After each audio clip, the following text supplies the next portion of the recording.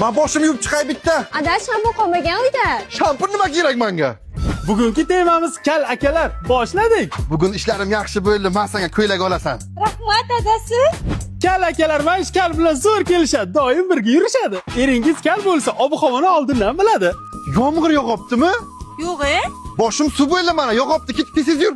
Ba'zida kal akalarimiz lokatsiya vazifasini ham bajarishadi. Alo Dugonjon, men sen aytgan joyga keldim. Qayerga o'tiribsan deysanmi? Bitta kalakani oldiga o'tirma. Ana yoqqa borib o'tiraman, sen topolmaydi. Kal akalarimiz hayotida shunaqa qiziq voqealar bo'lib turadi. Adasi darvozaga qarang, kimdir taqillatdi. Hozir qaraymiz-da. Ha, soch pati olamiz deb yurgandik. Mayli, kerak yo'q. Rahmat. Kal akalarimiz ishlari juda tez bitadi. Ukajon bilan men seni ochrating, hozir turaman. Atir sepkim bitta. Ana böyle o'tir ke.